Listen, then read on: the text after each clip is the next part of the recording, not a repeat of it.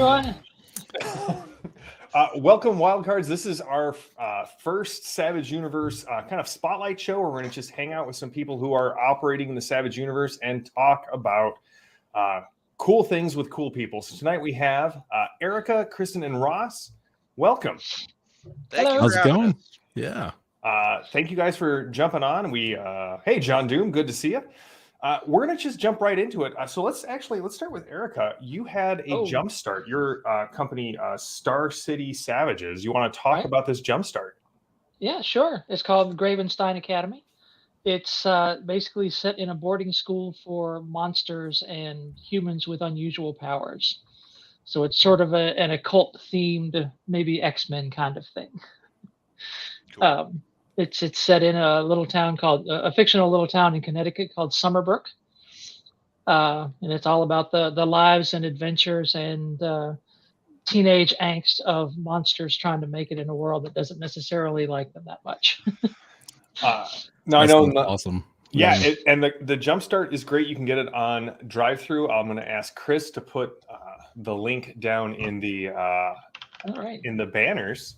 And we met you. It kind of came up last week when we were talking about this in the Savage Universe stream, where the possible exchange student program between this and East Texas University.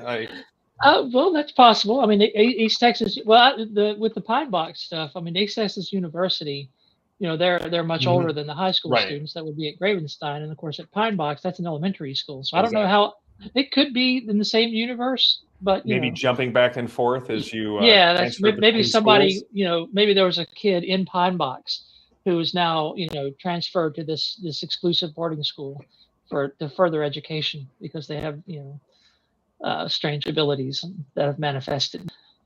Now I see you've got a new setting rule in here called peer pressure, and one of the things we love about Savage Worlds is that so many people like taking the setting rules and really adding to them to make something unique. You want to walk us through what peer pressure is and why this was kind of a key setting mechanic for your game? Well, it's trying to, teenagers, God bless them, they don't always make the right choices. And so I wanted to add something in there that would kind of play to that trope a little bit. So, normally in most role-playing games, it's like the unwritten rule, NPCs can't make persuasion checks and stuff like that to change player characters' minds. Well, in this one, that is absolutely allowed. And that's all about peer pressure. An NPC could goad or taunt or even, reasonably convince your character to do something maybe they shouldn't do. Sneak into town or, go play a prank on that teacher they don't like and that kind of thing. And you always, it doesn't take away player agency. The player can always say, no, I am not going to do that. That's not within my character's nature. I'm not going to, there's no, you won't be forced to do something. It's just a role-playing mechanic to bring across that trope of peer pressure. But if you don't take the peer pressure, you may suffer some penalties when interacting with other students.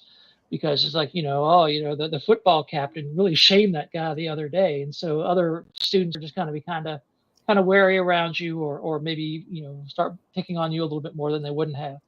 And if you accept it, you get a Benny, but then you get the risk of, if you fail, you could get in trouble with the teachers. So you have to weigh, well, would I rather be picked on by my peers and the other students who I interact with more, or do I want a demerit and maybe get in trouble with the teachers? So it just kind of adds that, that sort of high school drama, as you may call it, to. I love that it's an interesting choice, no matter which way. I mean, you've taken something that could very easily have been, as you said, removing player agency, and instead turned it into an interesting choice, which may be which choice is worse in the moment. The lesser of two evils in the moment. Right. If you have enough faith in your abilities and you roll well enough, you may get by with it, and then you'll be the one who took the bet or you took the dare or whatever. Come on, JM. Everybody's doing it. Everyone's doing it. Exactly. That's right. I feel like it's a really cool narrative control tool. Like really, you do a lot with that. I mean, we're still fairly early in the writing process, but we're adding all those kind of tough choice kind of mechanics. There's a bit of a tough choice in the adventure itself. I mean, I don't want to spoil it or get into it, but then something happens during the course of the adventure that the characters might have to decide in a longer term adventure what they would do about this particular situation. Well, and fun fact, that's how Ross got me into game writing. He used peer pressure. Peer pressure. Come on, everybody's doing it, JM. Just write a game. Do the first one for free. First one's free. Yeah. That's right. First one's free.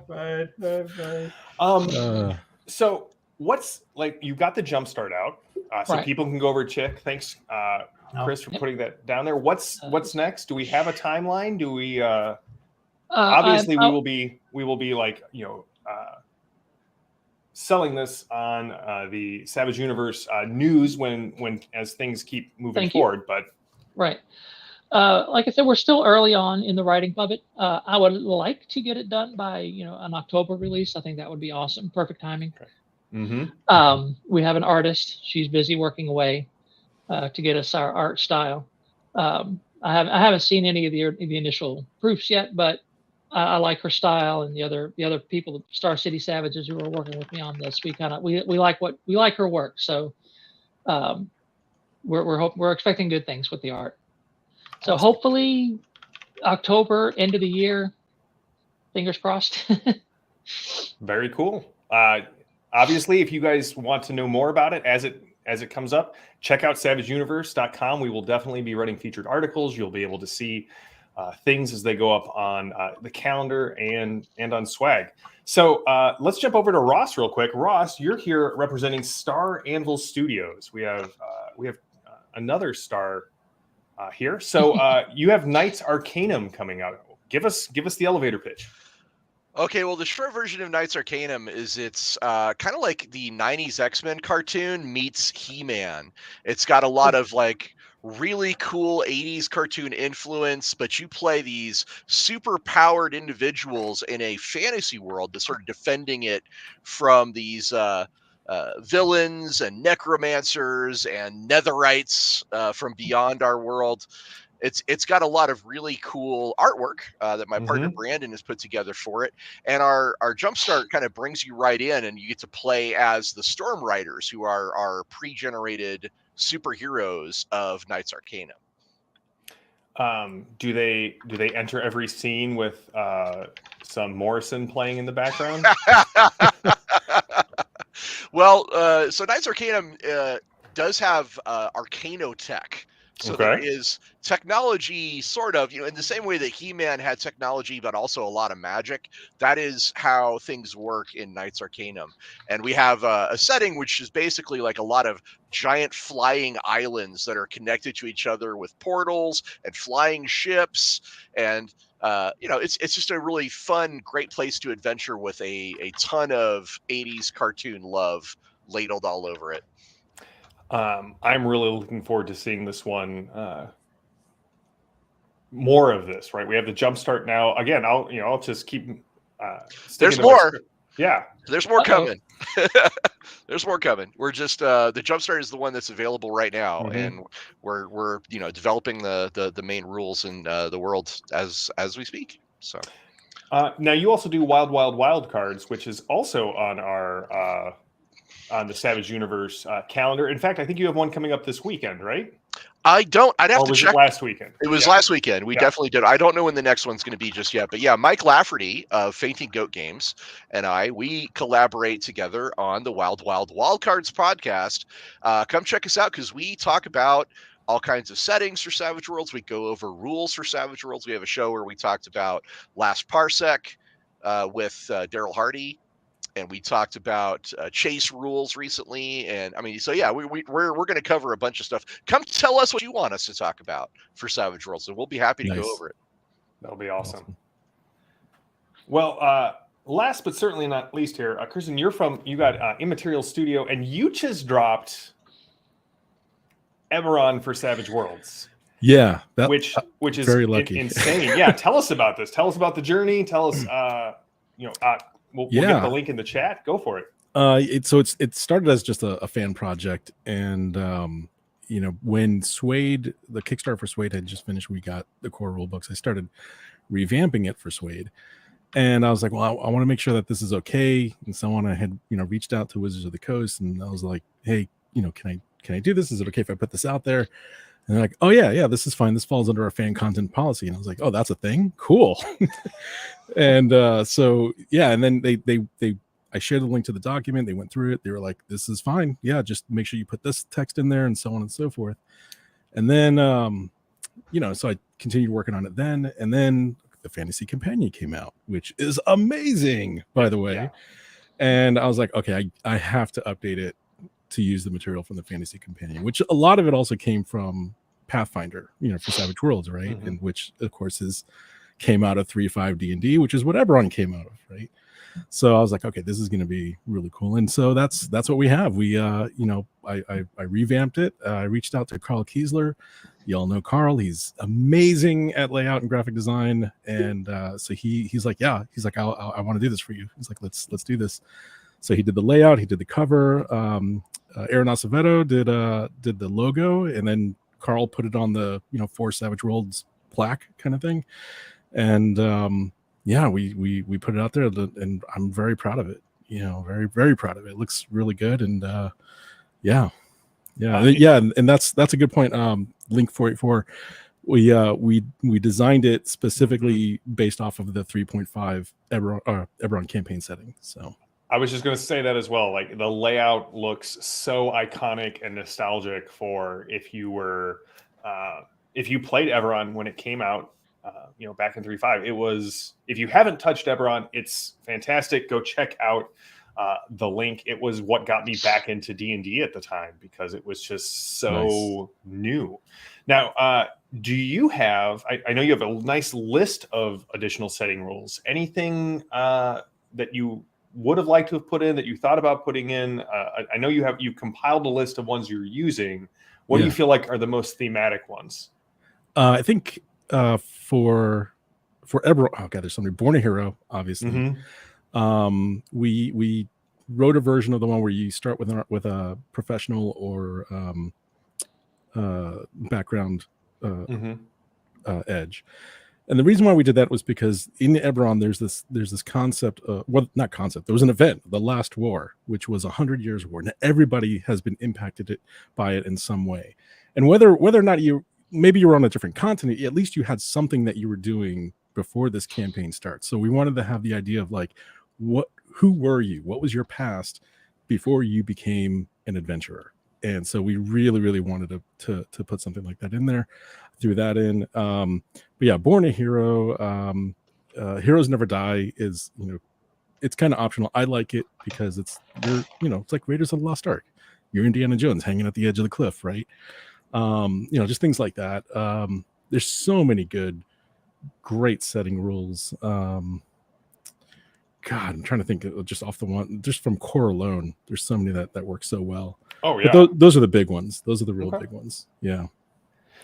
Well, so here's the thing: we've got 3 great designers here, and I feel like we would be remiss in a Savage Universe stream if we didn't open it up to some questions and some design brain picking time, because part of Savage Universe is to help bring more people into the licensee program, right? Whether you're doing fan content, whether you're doing Savage Worlds Adventurers Guild on Drive-Thru-RPG, or whether you're come to become an ace where you get to put your books out, which is just exciting. So I'm going to just open it up. I've got a couple of questions that I have not shown anyone. So yeah, who knows? This could be the cats and dogs discussion all over again. All right. So as you guys are designing, what is your name? What is your quest? What is your favorite color? What is the average airspeed velocity of an unladen swallow? And for me, cats. Always cats. Oh man. I'm a cat person. So we'll start off with cats or dogs. Erica's clearly come down on Team Cat. I know Ross is Team Dog. Absolutely. I have 2. I've got to advocate for them. That's fair. Team Cat. Team Cat. What is your favorite thing about designing JM? Things? Wait, JM, you're the tiebreaker. I'm the tiebreaker. Ross and I are Team Dog. Oh, I'm Team Dog. Oh, Dogs win. Because here's why. in your face. My son asked me this, and I have a very easy answer because I grew up in Chicago, and this happened far more than I would like to remember from my childhood. But if you pass away, your dog is going to lay down and die with you. A cat, the reason a cat keeps poking at your face when you're sleeping is it's like, is it dead yet? Can I eat it? And that's why they freak out when you take a breath and go run off. So, right. This is where we find looking at the scratches on my arms, I think my cats have already started eating. And we have Brandon. A surprise challenger. Brandon. Okay, Brandon. And I didn't throw up the Knights Arcanum logo, so before we talk about Brandon, you can all admire the lovely art. Oh, it's so good. It's beautiful art. Yeah. Yeah. It's good stuff. Those are the Storm Riders in the adventure, actually. So good. I didn't ask Ross, you and Brandon, setting rules with Knights Arcanum. We've got some great ideas for what the setting rules are going to be in the core book. I think one of the ones that I'd like to talk about, Brandon, can I mention mascots? Please do. Give me a minute to catch up. All right, so one of the things we're going to do in our game is mascots, because He-Man had Orko and the Thundercats had Snarf. If your group has an NPC that basically just is a mascot, there's a way to narratively engage with that mascot to get a point of determination in your game. Basically, you have to kind of coax them into believing in themselves, and if you do that, you get a point of determination once per game. But it's a great way to build in that mascot type character, which we have a great piece of art for the one that we're going to do in Knights Arcanum. It's just this really cool little flying robot dude. He looks amazing. So yeah, that's I think that's the one I would like to talk about. Awesome. All right, so let's start off pretty high concept. What is it about Savage Worlds that you guys enjoy designing and writing for? Let's start with you, Chris. Me? Yeah. Okay. Sorry. Yeah. I didn't know we were talking Landauer. Oh, sorry. I have no first name. Yeah. That's right. There was only Landauer. It's always been Landauer. Yeah, right. The thing that hooked me with Savage Worlds as a player and GM, I'll start with that, was the sense of empowerment that I felt with the rules, with the mechanics. And this was coming out of 3.5, and I have a lot of great memories with 3.5. I'm not going to bash it or anything like that, but I always felt like there was a lot of what you couldn't do in those rules, whereas Savage Worlds was like, here's everything you can do, and it feels so flexible as well in that regard, because it is, you don't have a class-based system. You can dip your toe in different aspects, and it feels like, between setting rules and character options and such, you can really bend it to the style of game that you want to play without really breaking anything. And it doesn't feel like it's so fragile, right? Like you can kind of twist it a little bit and responds really well to homebrewing. Yeah, and it changes everything when you do that. Like the whole feel of the game changes, and so I think that was the key thing for me. And we're working on another setting. We don't have a lot of details that we're ready to share just yet, but Savage Worlds just felt like it's going to give us that flexibility, and that's why we keep coming back to it. So the sheer number of settings that are already available for it, either produced by PEG or third-party publishers, just is testament to how customizable it is. You got it's just so many variation of things, and then. Even across editions, there's not drastic changes that break anything, So yeah. I've got the original hardback from like 2005, and it's still playable. I mean, things have been added to it, but aside from like how melee damage works, nothing has really changed. Right. I think melee damage and shaken are about the only things that have changed since that first edition. Everything else is just an add-on, and I really like that as well, because I can go back and use those old setting books. With the update to Suede, there may be a little bit of work to do, but it's that those old books are still just as useful. I think that's a big reason why there's not really when we looked at what is happening with the Wizards of the Coast and the SRD and all that kind of stuff.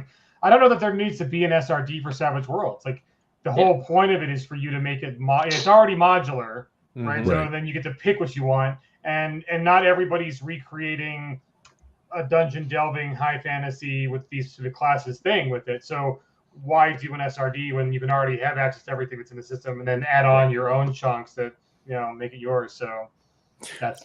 I think you're right. I think if there were an SRD, it would make the core rules feel more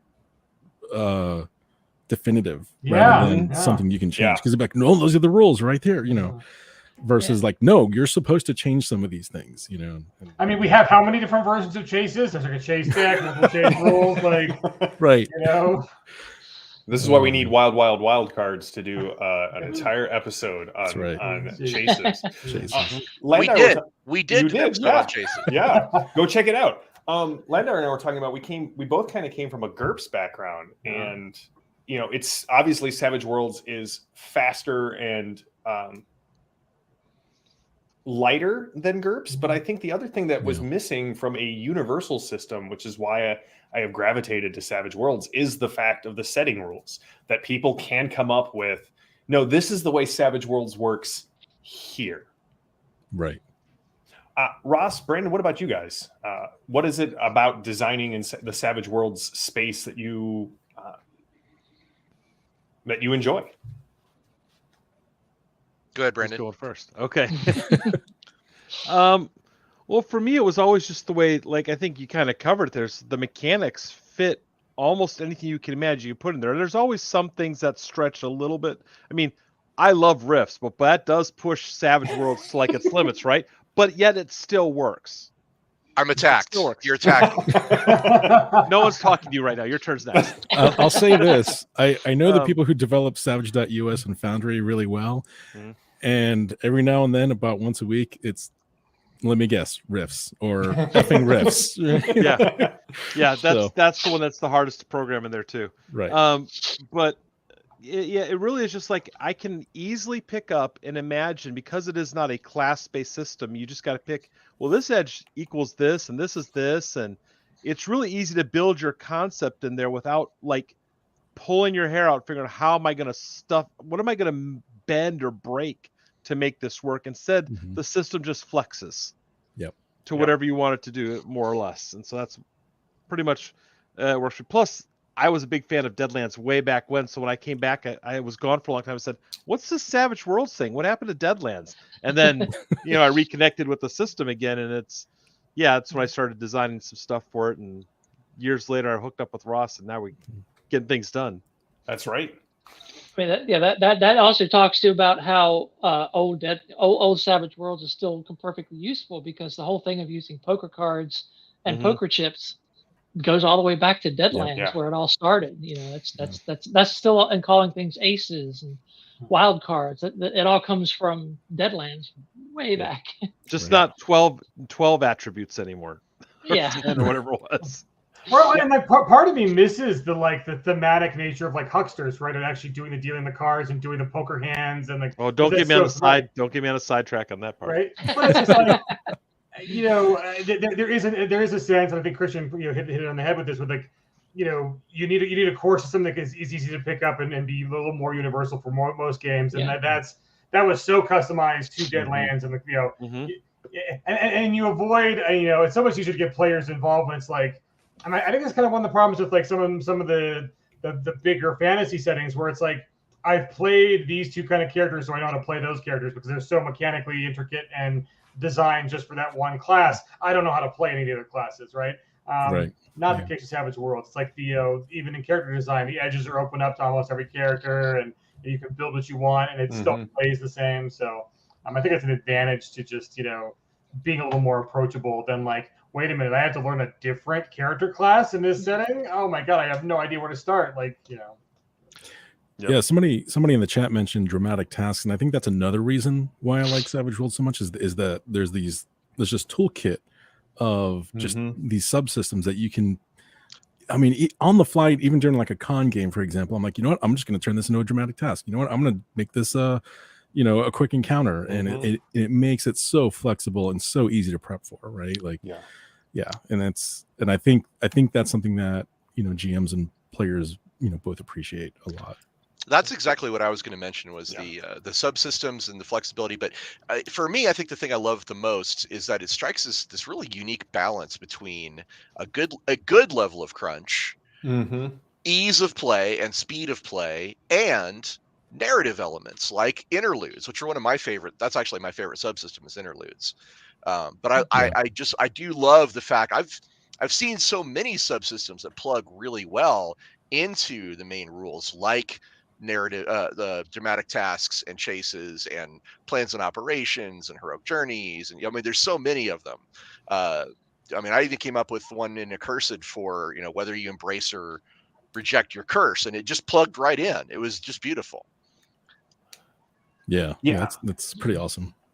Yeah. I was talking about it with someone today, and, so many games try to say that they're narrative, and the mechanics end up actually taking you out of the feeling of the story.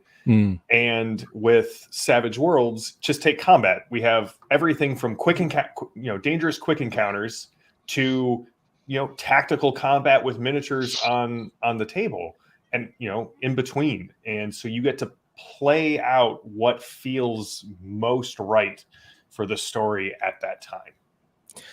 One of my favorite explanations, I want to say Ron Blessing might have said this, but it was Savage Worlds isn't rules light, but it's rules simple. And the distinction being that you can, even if you don't know the rule precisely, you can kind of guess or come up with something that's sort of based off of existing patterns. You're likely right, but it's just really easy to run with. Even if you're not following the rules verbatim, you can still kind of stay within the same paradigm and keep the game flowing. Ron is like Savage Yoda, like he just comes out with dispensing wisdom. Well, you and I were talking about this, Landauer. That explode your dice wheel. Does he say it like that? Does he always say it, weird grammar? No. Ron just got a new nickname. Right, Savage Yoda. Savage Yoda. All right. Well, let me ask you guys about this. What has your experience been working with the license side of Pinnacle? Because you're here because you have licensed products, you have things that are out on drive-through, things that are going to be coming to crowdfunding for people who may be sitting in the chat or watching this later going, well, how do I get involved writing my own Savage World stuff? What has your experience been with the licensees? We'll start with Ross, because I feel like he got the short end of the riff stick when we were talking about this earlier. So, Ross, what is your experience? Did you just call Ross short? That's a grudging. That's a grudging. New magic item, short-ended rift stick. So, first I want to say, JM, you did earlier say there were 3 designers. Well, there's actually 6, because don't forget Landauer was involved with Buccaneer. And and SWAT stuff. Yeah. So, we're all designers. Anyway, I've been an ace since 2013, so a little over 11 years, and worked on a bunch of third-party ace stuff. I can say that the experience has been lovely. I've worked with companies like Lucasfilm and Games Workshop and the Tolkien Estates and things like that. I love working with Pinnacle. I love being an ace because there's all these resources to help you and just some amazing people. Shane, Jody, Clint, just to name a few. Plus, of course, now Chris and JM. That they keep expanding the team with just amazing folks that are always willing to help, always willing to give you a place to start or even inspiration. Like Carl Kiesler is a great, inspiring guy. So I love the community, I love the people, and I love the system. So, yeah. I don't really, unfortunately, that's not really a question I can answer because I'm working with an ace. I wasn't the one who got the ace license. That was Dustin Smith, who does Star City Savages here in Roanoke, Virginia. Right. But he sent me some information to impart about. He was wondering if a question like this would come up. Someone was prepared. Look at this. I was going to say, someone did homework. he says, you would just have a good proof of concept, like Ross said, they're great to work with. They're good people. I bounced some ideas off Clint. It does help if you know some people, I guess. He actually, the rule that we brought up earlier. I was banging my head against how to get it to work, and I bounced some ideas off of him, so he helped me out with that. But he didn't have any trouble with it. Just with a good proof of concept, you can bring it to them, tell them what you're looking for, and of course, just put your pitch together with some good ideas, and just shoot them an email. I mean, it's as simple as that. Yeah, Clint is a great resource. It is surprising. Oh, yes. Like, he doesn't come off as being like, he's not a haughty man, but when it comes to rules and ideas and concepts, he is super sharp and pointed to like why that might not work and why that, and it's just like, wow, he is a master. He's a humble he knew exactly what I was going for when I bounced my ideas for peer pressure off of him, and he's like, maybe this, and I was like, that's. Yeah, his intuition with the rules is uncanny. Oh yeah. I do want to give him credit for that, for helping me out with that. Yeah. He's like the, I mean, not to like kiss your boss's ass too much, but like if Shane is like Jesus, like Clint is John the Baptist. He's like John, he's the guy who like went out there and did the work for the thing, whatever. A voice crying in the wilderness, prepare the savage world's way. Oh man. Brandon, what about you? Worlds for all your sacrilege needs.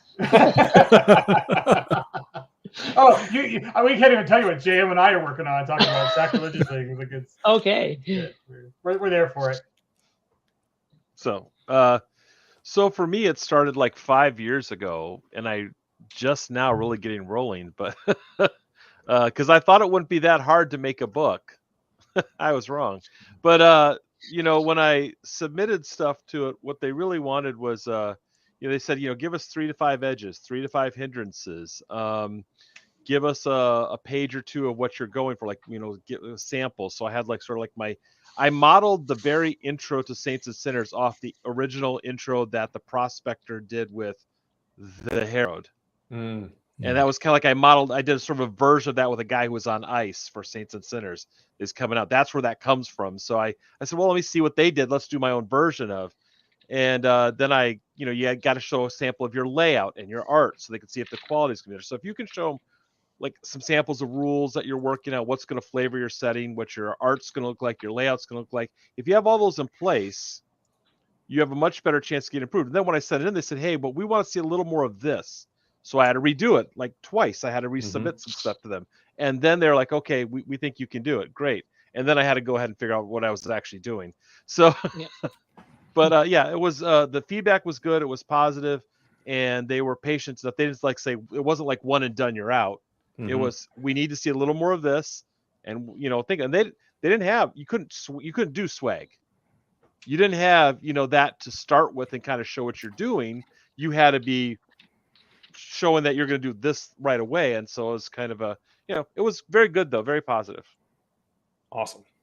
Well, 2 things from the chat. One, Landauer, before we started, everyone kind of said they wanted to get a Savage Universe t-shirt. So, because the logo looks so good. So I'm going to just sparkly. Make that happen, man. Yeah. On stream, toss that into your wheelhouse. I think we're going to do like Merch May and just have a bunch of merch available as like a game changer on Peg. So I still do it like actual glitter and stuff like that.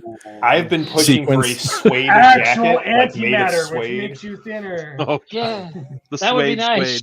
The suede. I think that I was thinking about putting suede up for April 1st, being like all suede, like every page is suede, all the dice are suede. And I was like, oh man, maybe this is not the year to be funny because right. we've had some delivery issues in the recent PDF. I'm like, let's not make jokes today. Let's wait till people have their riffs.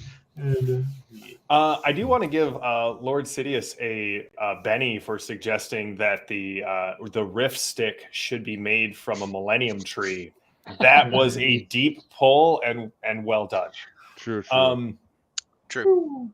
So yeah, I think, and people are mentioning this in the chat, it is not a one and done. If you come to us with an idea and want to apply for an ace, this doesn't go to a faceless entity. This goes to like people that have been on the stream, who will be on the stream. Check out Office Hours, a show currently running on Fridays with Chris. And you're going to get feedback, because the thing is, we want your setting and your system to succeed. We want your changes to Savage Worlds to succeed. But on the Ace license, we just want it to be, at a quality that we all can appreciate. So know that the feedback's going to come back with suggestions for changes, not denied with no red notes, and you're just left out in the cold.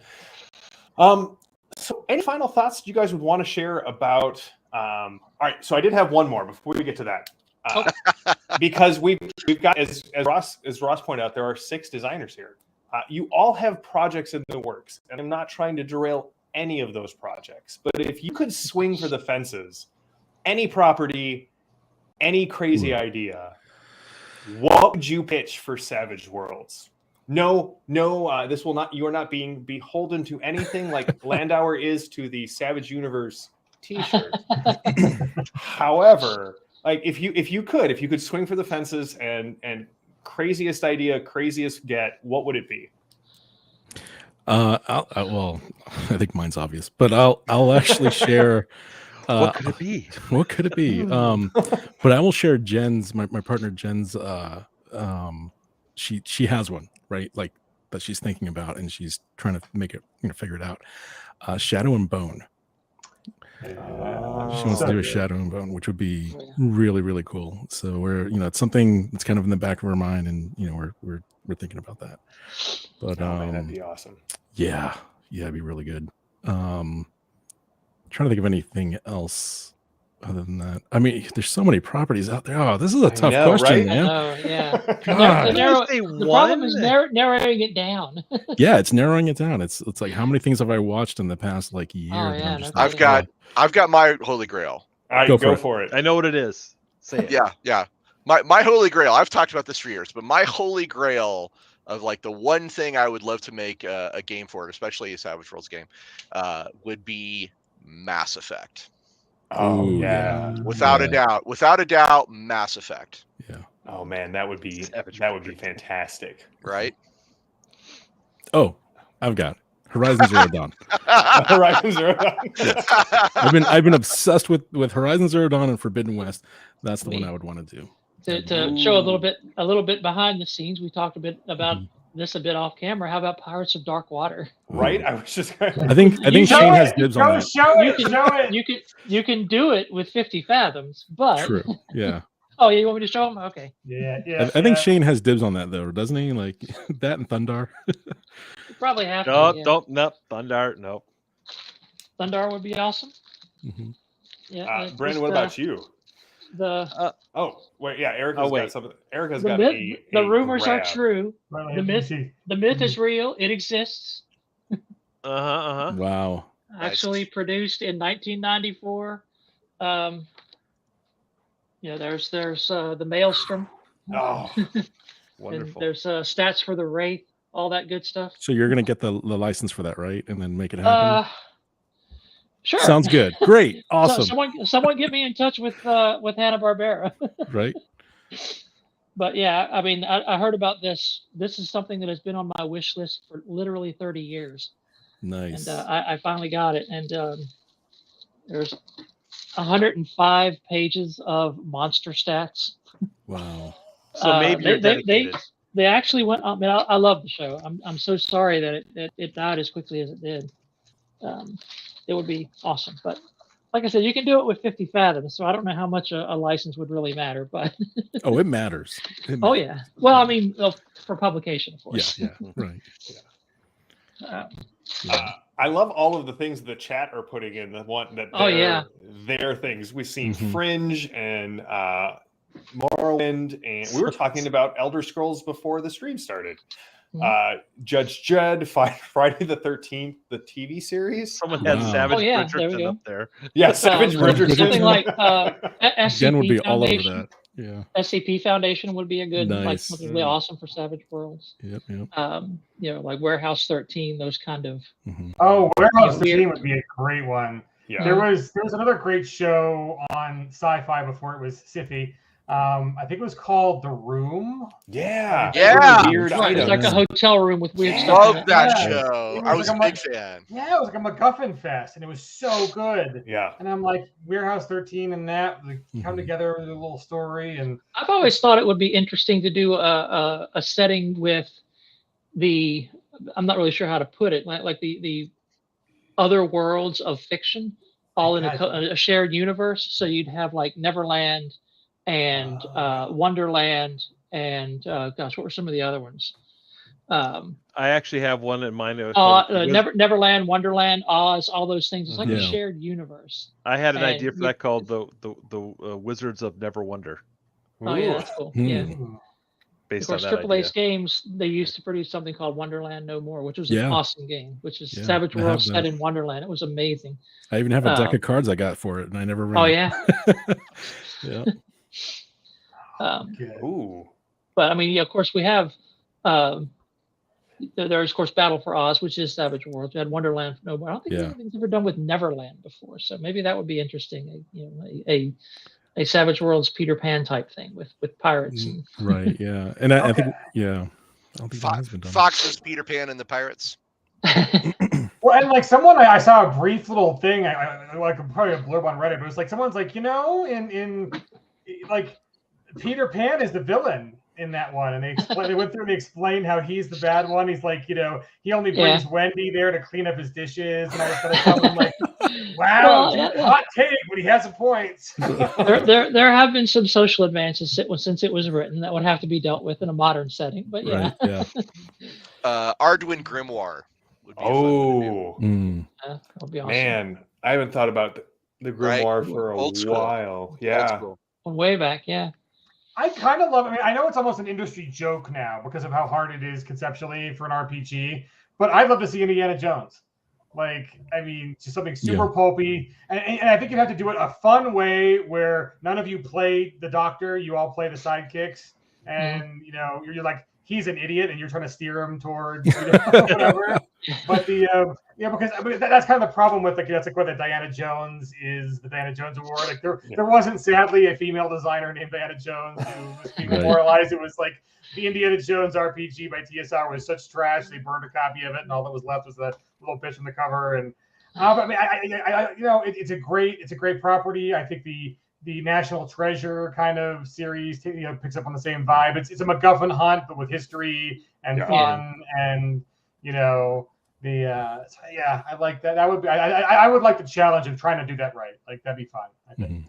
So almost like doing the Bond role-playing game, but where you play the team that is actually doing the mission while Bond is drawing everyone's attention because he's actually the worst spy. Kind of do the same thing with Indiana Jones. You know what? Venture Brothers. Oh, Ross. Something like that, yeah. Archer. This is why we're friends, buddy. Jen and I were actually trying to figure out how we could make a John Wick RPG work. Oh, wow. Like just when mechanically. the martial arts handbook comes out. Right, martial arts companion. Is that, But that sort of quick, fast. With your Venture Brothers, you could do it like a Johnny Quest style, but then have setting rules where you can tweak it to make it more Venture Brothers. Nice. So you can have both. Well, now I'm going to throw Archer out there because if we're going we just kind of circled around Archer. the genre of Archer. We pretty much did. Yes. Lada. That would have to be a setting rule. God damn it, man. Phrasing. We stopped doing phrasing. A hindrance called phrasing. You're in the danger zone now. That's right. And an edge called sploosh. Mop. Every time you never watched else, Venture Brothers, I have no idea what's going on. So I would just say that the phrasing setting rule would be if you get to call phrasing on someone else and it's legitimate, you get a Benny. So that everyone's waiting for it. Like there we go. Well, any final thoughts on Savage Universe? Go ahead, Brandon. Sorry. I was so recently I was emailing Warner Brothers back and forth a couple times, and I was going after Scooby-Doo, but that didn't work out. So That'd the be cool. setting I keep going after with them is actually one that Shane likes. I've been going after Thundar back and forth with Warner Brothers for That would a be year amazing. and a half, 2 years. And I don't know that I'll ever actually get it. So I really want Thundercats. Thundercats. So Thundercats is the one I keep trying to get. And awesome. I mean, I asked about Mad Max. They said they're not licensing Mad Max right now, which is too bad. Yeah. But I got the email of the person to talk to. Wow. And Warner Brothers owns Hanna-Barbera, by the way, right? So just thought I'd throw that out there. I think you're gonna have to arm wrestle Shane for Thundar though. If you're gonna, he'd probably get it before me anyway. Right. So, but I keep going for Thundercats. Wacky Racers and Inch High Private Eye. You know, there's that. Yeah. Man.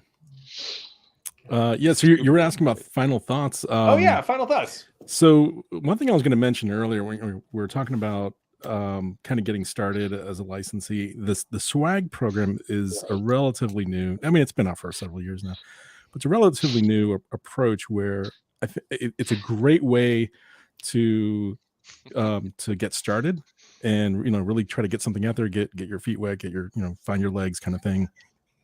And then with that, you can probably use some of that content to then apply for, becoming an ace, which I think is a great stepping stone that didn't exist before.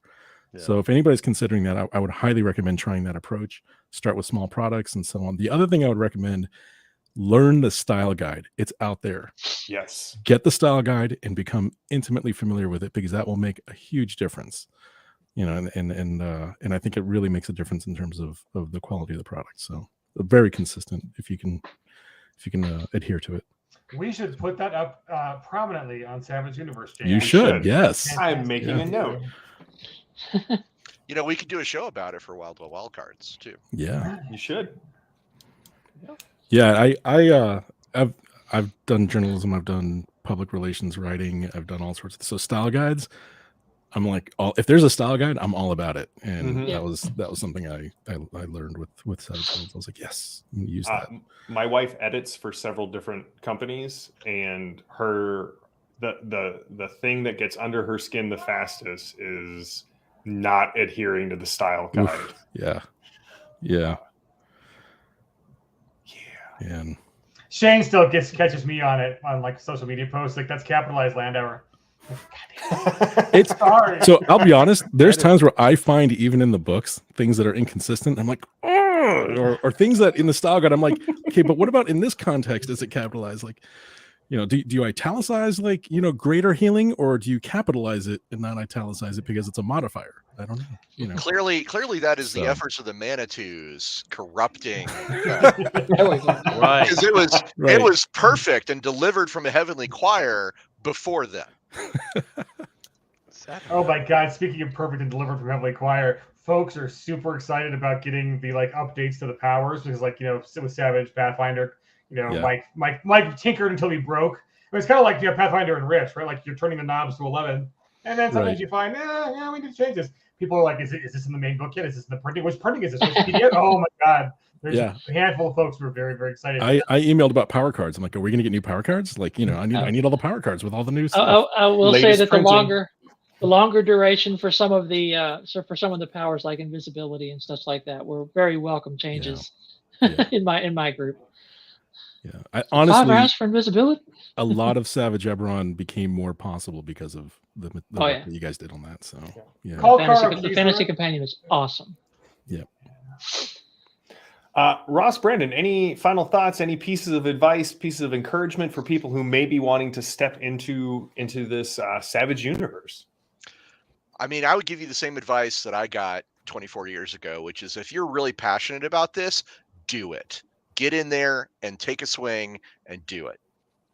I have a friend who has a homebrew book probably this thick, and I've been encouraging him to, polish it up, update it to Suede, because it was from a couple of editions ago.